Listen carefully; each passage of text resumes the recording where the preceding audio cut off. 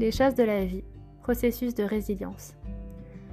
Tel un phénix qui renaît de ses cendres, la résilience, c'est la capacité d'une personne à savoir reprendre un nouveau développement psychologique, à rebondir face à une situation difficile, douloureuse, une épreuve marquante de sa vie. Les personnes résilientes, elles ont la capacité de s'adapter, elles sont flexibles, elles puisent en fait dans leur fort intérieur, dans leur qualité personnelle, et elles savent modifier leur comportement face à des nouvelles situations, de nouveaux contextes auxquels ils font face.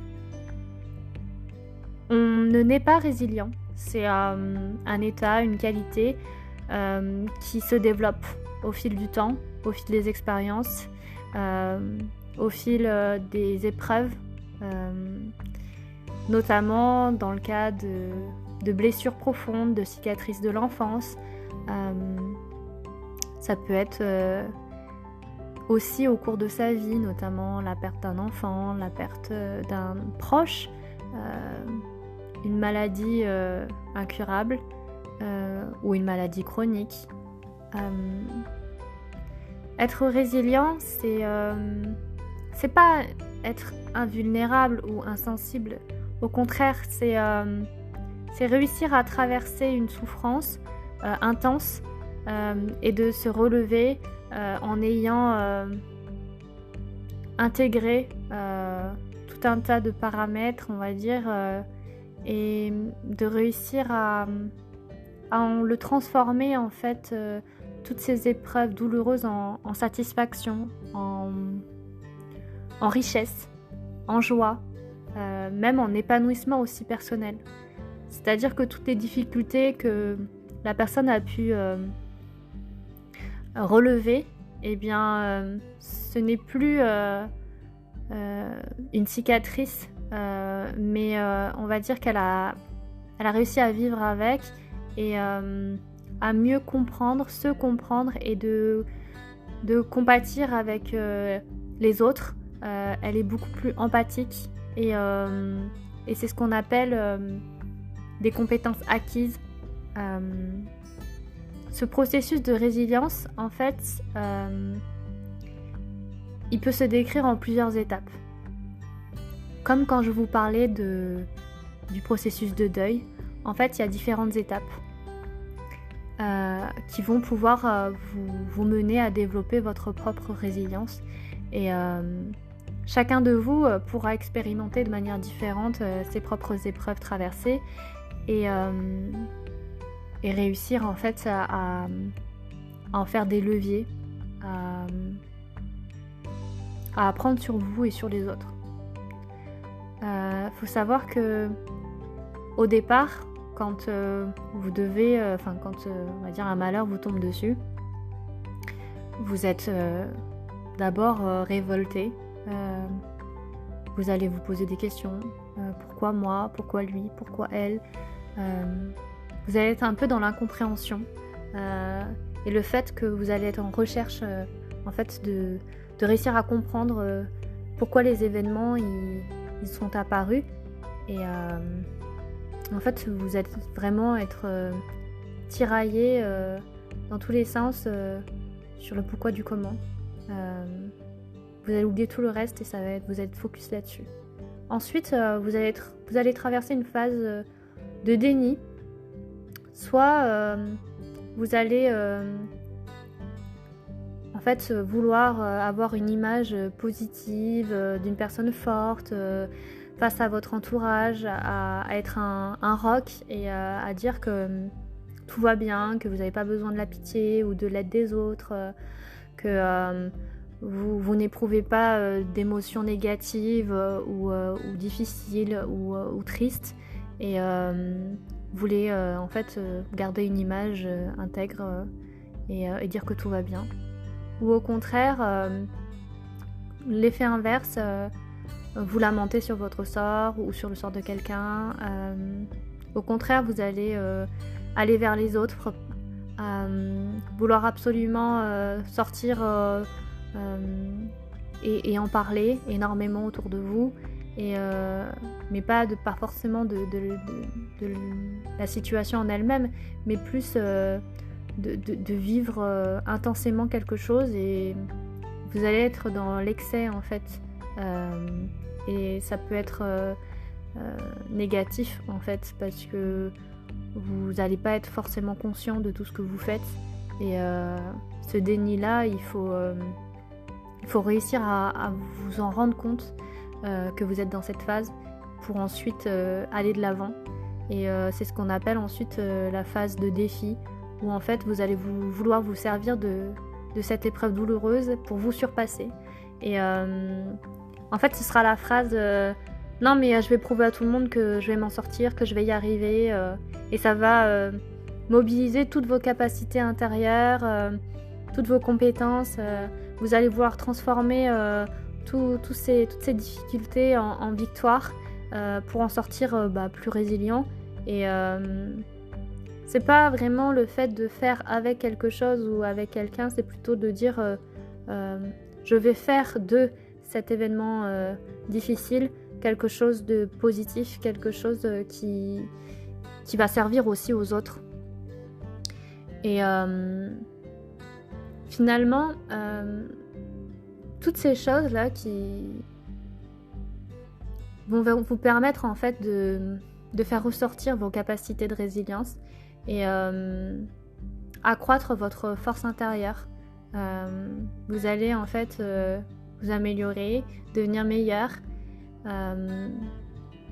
Vous allez en fait réussir à un moment donné à communiquer davantage.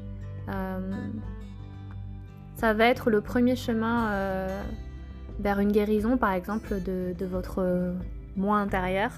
Ça va être par exemple de parler de vos expériences, de vos échecs, de tout ce que vous avez pu surmonter, et ça va vous aider à panser les blessures, et ça va être la première marche, on va dire, de la résilience, celle que vous allez monter, c'est votre première brique. Et en fait, cette communication, elle va vous permettre de construire en fait un premier réseau social, en fait, on va dire une manière efficace de prendre du pouvoir sur votre vie et de la transformer en réussite. Ensuite, ça va être de prendre des initiatives au niveau relationnel, donc réussir à vous exprimer, sans imposer vos idées. Ça va être d'exprimer vos désirs, vos opinions, vos convictions, tout en respectant celles des autres, et d'avoir une relation vraiment égalitaire.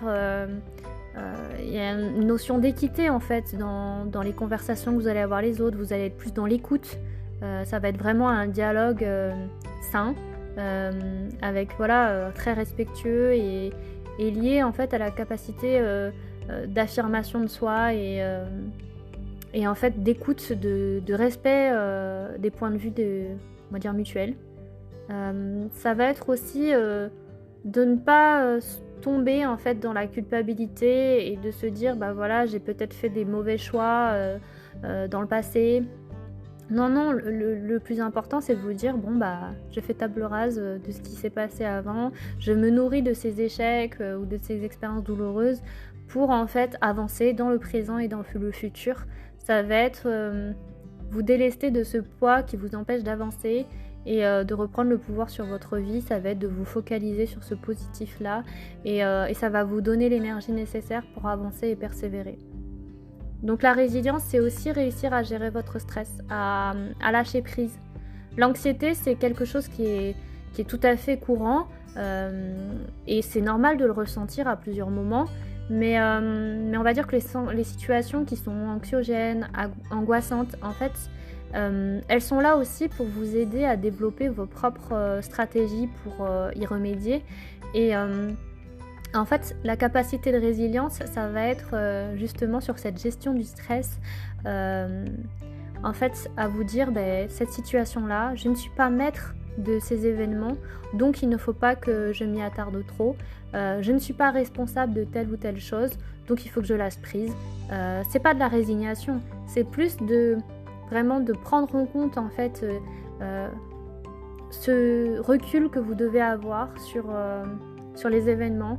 Vous pouvez pas tout contrôler, et c'est à vous en fait d'être moins exigeant Ça va être par exemple aussi de nouer des liens avec des personnes qui ont des parcours similaires aux vôtres. Ça peut être via les réseaux sociaux ou via des associations, et c'est important d'écouter en fait des personnes qui ont eu des épreuves semblables, et ça va vous aider aussi à vous briser de l'isolement et de la solitude. Ça va vous montrer aussi que vous n'êtes pas seul à vivre ces difficultés, et qu'il y en a d'autres qui peuvent vous comprendre, qui ont une douleur qui n'est pas la même mais qui peut être semblable, et qui peuvent vous aider à mieux faire face à ces situations, à mieux comprendre ce que vous pouvez ressentir à l'intérieur de vous. Ce qu'il faut, c'est de se dire que ce qui est important, c'est pas forcément ce que les autres pensent de vous ou font de vous, mais plutôt ce que vous êtes capable de faire de vous-même, comment vous pouvez vous sortir de là par vous-même et avec l'aide des autres. C'est à la fois un travail individuel et collectif. La résilience, c'est vraiment de faire de votre épreuve, de faire de votre blessure une cicatrice douce, et d'en prendre soin en fait. Finalement, c'est de réussir à refermer une boîte de Pandore, et finalement développer votre résilience, ça va en fait vous aider à mieux gérer le changement, à mieux accepter une situation. Ça va être quelque chose, c'est pas quelque chose de linéaire, c'est vraiment un parcours avec semé d'embûches, un peu comme une petite montagne que vous devez gravir. Il y a des paliers, et c'est accepter certains moments où vous allez être déstabilisé, certains moments de souffrance, de malaise, mais à chaque étape en fait de ce cheminement que vous allez faire dans le développement de votre résilience, ça va être comment on appelle ça, engranger des nouvelles compétences, nouvelles ouvertures d'esprit, des découvertes. Vous allez vous adapter tout à petit au changement, et vous allez y prendre goût en fait. Vous allez réussir à prendre le temps de décompresser, d'intégrer les idées, et en fait votre horizon il va s'éclairer naturellement. Vous allez prendre en considération l'ensemble de vos sentiments que vous éprouvez, y compris en fait les sentiments négatifs de malaise ou d'anxiété, mais vous allez aussi accueillir tous les sentiments positifs que ça peut générer, comme la plénitude, l'apaisement, la sérénité. C'est quand vous allez y arriver, vous le saurez, vous serez tout là-haut, au sommet en fait de l'escalier ou de la montagne, et toutes les émotions qui vont vous arriver, elles seront à la fois négatives et positives, mais vous allez réussir à tirer que le positif. Et c'est ça en fait, c'est vous allez mettre les négatifs dans votre sac à dos et les positives sur votre sourire, dans votre tête. Vous allez vous nourrir de ce bonheur-là, et c'est ce qui va construire votre capacité à être résilient. Ça va être de penser non pas j'ai un problème, c'est plutôt quelle solution je peux développer pour ce problème. Vous allez totalement modifier votre manière de penser, un peu comme sur un chantier finalement, quand il y a des choses, il y a toujours des problèmes, et en fait vous devez les résoudre. En fait il n'y a pas de problème, il n'y a que des solutions. Je me rappelle, j'avais un client qui me disait il y a un problème, je fais non, j'ai des idées. Du coup, il n'y a pas de problème. Si vous avez une solution, c'est qu'il n'y a pas de problème. Donc, on passe à autre chose. Eh bien, c'est tout à fait ça. C'est de se dire, effectivement, il y a plein de merdouilles sur un chantier, des imprévus. Eh bien, c'est comment on peut faire face rapidement à cette situation d'urgence. J'appelle un tel, j'appelle telle entreprise, un tel peut passer. Et en fait, c'est comme ça qu'on construit petit à petit, qu'on arrive à trouver des solutions. Et que finalement, on les résout au fur et à mesure. Il n'y a pas de choses qui sont insolvables. Il n'y a pas de situation insurmontable. C'est juste qu'il faut décaler le point de vue. C'est juste qu'il faut...